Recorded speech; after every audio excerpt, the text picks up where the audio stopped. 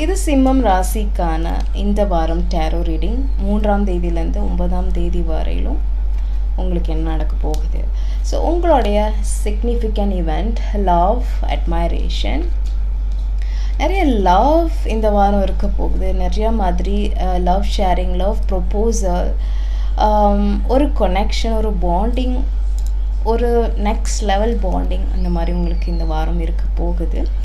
So நிறைய emotions இருக்குது. So இந்த வாரம் எப்படி இருக்க போகுதுன்னா, சந்தோஷம் கலந்த குழப்பமான ஒரு எமோஷன்ஸ் இருக்குங்க இந்த வாரம்.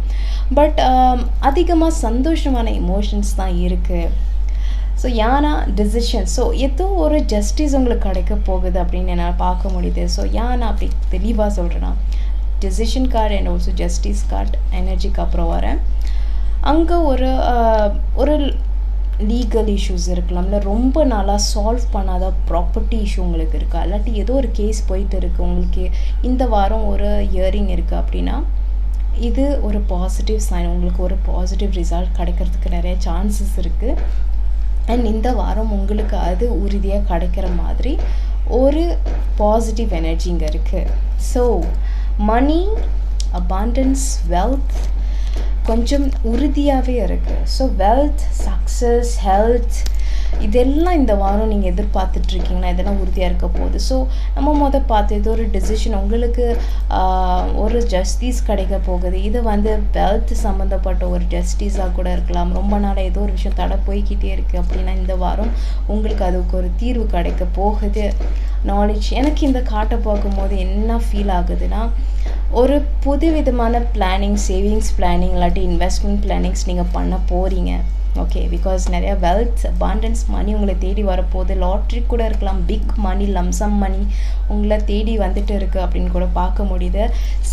ஃபர்ஸ்ட் கார்ட் 2 ஆஃப் கப்ஸ், ஏதோ ஒரு ஆஃபர் உங்களை தேடி வருது. யாரும் உங்களுக்கு ஏதோ ஒன்று கொடுக்க போகிறாங்க. அது லவ் பார்ட்னர்ஷிப் இல்லாட்டி ஏதோ ஒரு கொடுக்கல் வாங்க, பட் உங்களுக்கு பிடிச்ச ஒரு சில விஷயம்.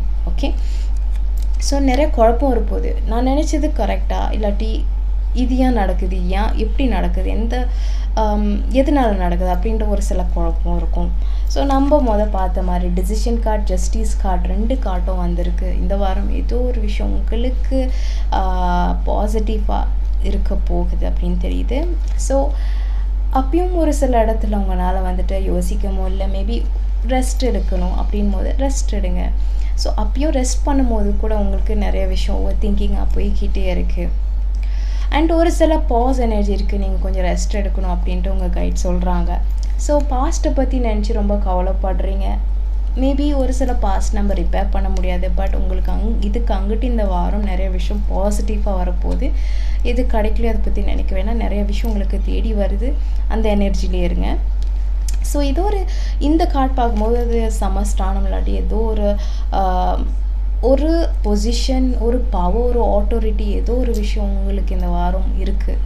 ஒரு பவர் உங்களுக்கு இருக்குது இந்த வாரம். அந்த ஒரு சில முடிவு உங்களால் எடுக்க முடியும். அந்த ஒரு விஷயத்தை நீங்கள் எடுத்து வைக்க முடியும்.